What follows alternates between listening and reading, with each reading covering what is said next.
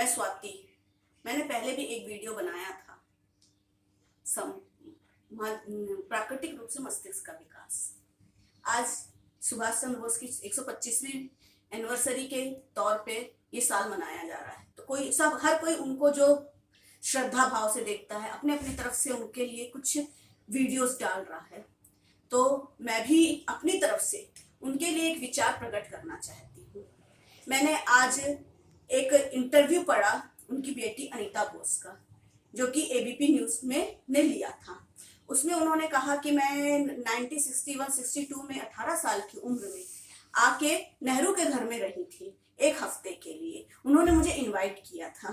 तो यह विचार मेरे मन में आया कि हम सब जानते हैं कि सुभाष चंद्र बोस को आजादी के पन्ने में, आजादी के शर्त पे रखा गया था कि वो जिंदा या मुर्दा मिलना चाहिए, और नेहरू अंग्रेजों को सौंप देंगे। तो सबसे बड़ा सवाल मेरे मन में यही आया कि जिसके पिता को अंग्रेजों को सौंपने की शर्त को साइन करने वाले नेहरू ने उसे स्वीकार कर लिया, उसके घर में जाके उनकी बेटी रहती है। क्या आपके पिता को का कोई सौदा करे तो क्या आप अपने पिता के उस सौदागर के घर में जाके रहेंगे? मुझे ये डाउट होता है कि जो अपने पिता के सौदागर के घर में जाके रह सकती है वो सुभाष चंद्र बोस की बेटी नहीं हो सकती है। हमारे एक चीज बराबर स्टडी करते आए हैं कि एमिली के बारे में नेहरू लेके आए थे कि नेहरू सुभाष की पत्नी है, फिर उसकी बेटी अनीता बोस है। ये इतिहास में कहीं नहीं है, सिर्फ नेहरू लेके आए थे। मैंने किताब भी पढ़ी, इसमें उन्होंने वल्लभ भाई पटेल को नेहरू ने बताया कि सुभाष की बेटी है, पत्नी है, और हमको उनकी आधी मदद करनी चाहिए। ये नेहरू लेके आए। नेहरू को ही उनके सारे खत मिलते थे, सारी चीजें नेहरू को मिलती रही।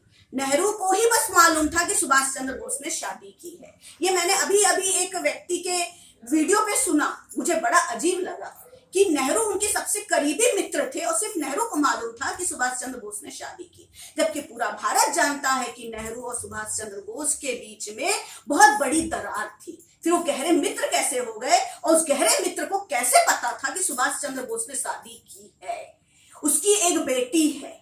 तो आपको ये सोचना है कि अगर वो बेटी है तो अपने पिता के हत्यारे, जो कि पूरा देश मानता है कि कहीं ना कहीं सुभाष चंद्र बोस की मृत्यु के पीछे नेहरू का हाथ था, अपने पिता के हत्यारे के घर में जाके कैसे रह सकती है?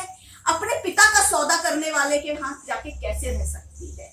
मैंने उनके भाई सुरेश चंद्र बोस ने उनके बनाया हुआ सिंगापुर का स्तंभ तोड़वाने के लिए मना किया था, जो कि स्वाति स्तंभ के नाम से जाना जाता है, लेकिन नेहरू ने इस स्तंभ को भी तोड़वा दिया था। मतलब वो सुभाष चंद्र बोस की कोई निशानी नहीं रहने देना चाहते थे। ऐसे में उसकी बेटी जाके नेहरू के यहाँ रहती है, तो ये नेहरू की प्लानिंग है, एमिली और अनीता बोस कि ये कोई सच्चाई है, क्योंकि इतिहास में बहुत सारे लोग इसको नहीं मानते हैं कि सुभाष चंद्र बोस ने कोई शादी की थी और उनकी कोई बेटी थी। ये उनको बदनाम करने की साजिश रची गई थी, और उस साजिश का सबसे बड़ा प्रमाण यही है कि उनकी बेटी जाके नेहरू के घर में रहती है। अगर वो भारत आई थी तो अपने फादर के घर में, उनकी फैमिली में क्यों नहीं जाके रही? नेहरू के घर में जाके क्यों रहती है?